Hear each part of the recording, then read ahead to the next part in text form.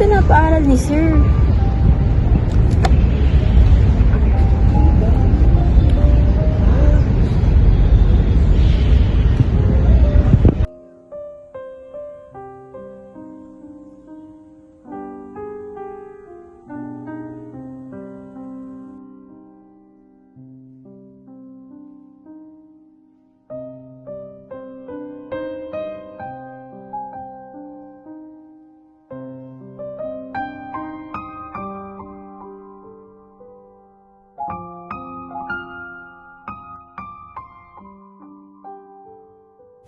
Isang araw ng Disyembre, naglalakbay ang Bapor Tabo sa Ilog Pasig patungong Laguna. Nag-uusap sa kubyerta ang mga pasahero. Kapitan, bakit hindi patuloy na ng barko? Sasadsad tayo sa buhay niyan, Doña Victorina. Habang pinagtatalunan ng mga sakay ang pagtutuwid sa paliko-likong ayos ng ilog, ay biglang nagsalita si Simon. Ang lunas ay napakadali. Bumukay ng kanal sa Maynila, gumawa ng bagong ilog at tabunan ng ilog Pasig. Sa panukalang ito'y malaking pera ang gugugulin, Ginoong Simon, at masisira ang kabayanan. Pwes, sumira.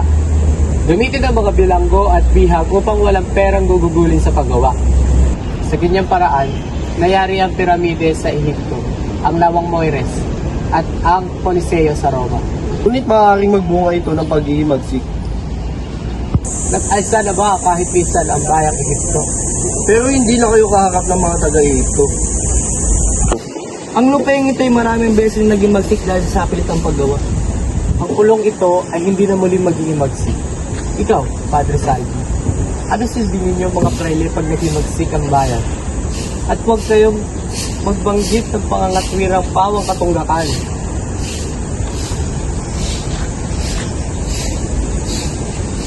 Naganap na ako ng isang panukalang matipid at kapaki-pakinabang upang linisin ang mahabang wawa sa Laguna. At maaari bang malaman kung ano yan? Pilitin ng mga bayang magkakatabi na mag-alaga ng mga pato at mga hayop na ito. Sa pamamagitan ng panginginain ng susong maliliit, mas mapapalalim ang wawa.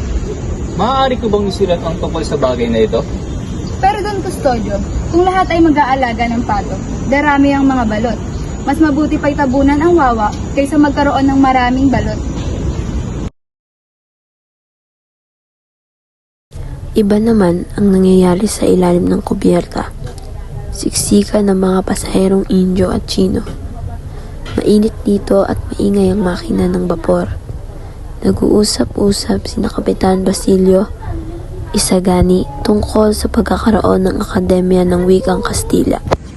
Tinitiyak kong hindi may sasakatuparan ng Akademya ng Wikang Kastila. May sasakatuparan po, Kapitan Basilio. Hinihintay na lamang po namin ang pahintulot. Regaluhan ko na si Padre Irene ng 2 kabayo. Siya ay nangako sa amin na makipagkita sa General. At sasalungatin iyan ni Padre Sibilio. Bayaan niyo yung salungatin.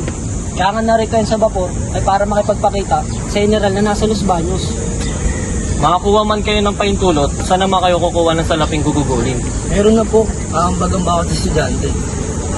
At ang mga magtuturo? Ang mayamang si Makaray kay nagalok ng isa sa kanyang mga bahay.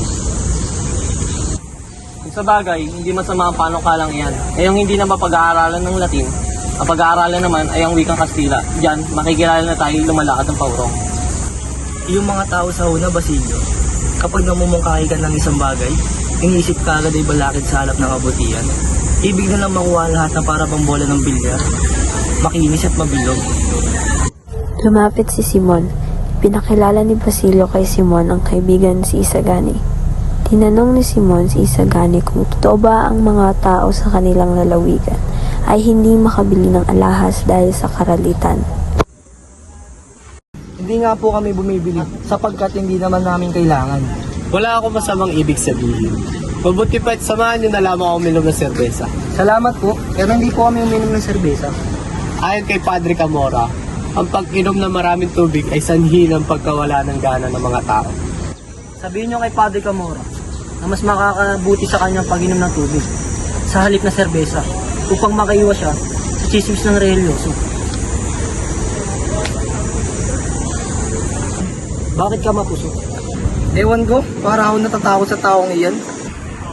Di mo ba siya kilala? Siya ang tagapayo ng general. Totoo? Ganyan yung naririnig ko sa mga taong pumupuri sa kanya kapag nakaharap.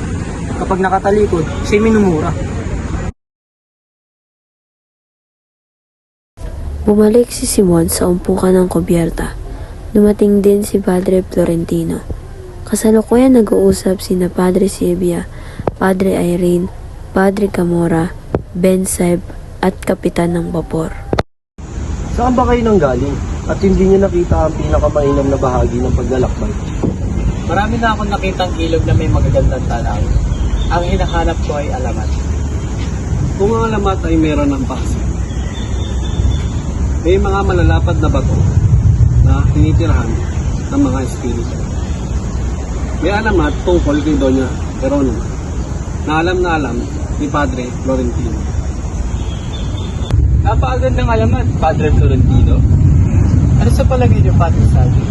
Hindi ba't mabuti na sa Beaterio na lamang sa Ipinolo? Gaya ng Santa Cruz, sa halip na sa Tagalog? Wala namang kabuluhan yan. Huwag niyong kaligtaan ang pinakamaganda sapagkat ito ang pinakatotoo, ang milagro ni San Nicolas. Lagi nilas na alamat. Napakagandang ilasyala. Pupasok na tayo sa lawa marahil ang kapatan ng maraming nalalaman. Pumasok ang vapor sa lawa. Lubhang napakaganda ng tanawin sa paligid. Namangha ang mga nakatingin. Kapitan, alam niyo po ba kung saan dako ng lawa napatay ang isang nagngangalang Navarra o Ibarra? Saan nga ba, Kapitan? May naiwan bang baka sa tubig? Tumingin kayo roon. Napansin ni Ben Saib na tahimik at nakatingin sa malayo si Simon. Nag-iisip ito ng malalim at walang katinag-tinag.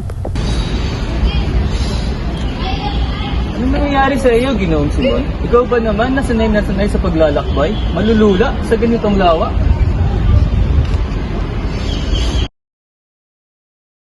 Si Kabesang Tales ang nag-iisang anak ni Tandang Selo, ang matandang mangangahoy na kumupkop kay Basilio. Sa gubat noong bata pa ito, sa paniniwalang walang nagmamay-ari sa isang lupain, ay sinaka ito ni Kabesang Tales. Ngunit nang mag-ani ang kanyang pananim, siya ay siningil ng mga praile ng 20 hanggang 30 pisong buwis. Nais tumutol ni Kabesang Tales, ngunit pinigilan siya ng ama. Isin mo na. Pagpalagay mo na lang na ang 30 piso ngayon ay natalo sa sugal o kaya nahulog sa ilog at sinakmal ng buhaya. Natupad ang pangarap ni Kabesang Tales na makapagpatayo ng bahay na yari sa tabla. Pinagkaisahan siyang gawing kabesa de barangay ng kanyang mga kanayon. Lubhang magastos ang tungkuling ito dahil kinailangan niyang bumili ng mga garang damit at naubos ang kanyang oras sa pagpunta sa kabisera. Manalo ka man sa kaso anak, tiyak na maghihirap ka. Ng isang saplot ay walang matitira sa iyo. Lahat tayo, Ama, ay ibabalik sa alabo at pinanganak ng walang saplo. Inilakad ni Kabesang Tales kung kani-kanino sa pamahalaan ng karapatan niya sa lupa. Pinagsamantalan naman ng mga ito ang kanyang kamangmangan. Napiling maging sundalo ang kanyang anak na si Tano, ngunit hinayaan niya ito sa halip na magbayad ng kapalit. Magbabayad ako sa mga abogado. Kung ako'y mananalo sa usapin, may ibabalik ko si Tano. Ngunit kung ako'y matatalo, hindi ko na kailangan ng anak. Isang araw, dinukot ng mga tulisan si Kabesang Tales at ipinatutubos ng halagang 500 piso. Halos mabaliw si Tata, Selo at Huli. Hindi nila alam ang gagawin. May 200 piso si Huli, ngunit hindi yun makasasapat. Siya ay nagdasal ng nagdasal, ngunit walang milagrong naganap. Kaya't nagpasa siyang manilbihan sa isang mayabang kababaryo. Kung aalis ka, babalik na ako sa lupa. Kailangan na makabalik ng aking ama. kanilang halila. Malalaman din niyang mas pinili kong ako ang masanla, kaysa masanla ang agnos na ibinigay niya sa akin.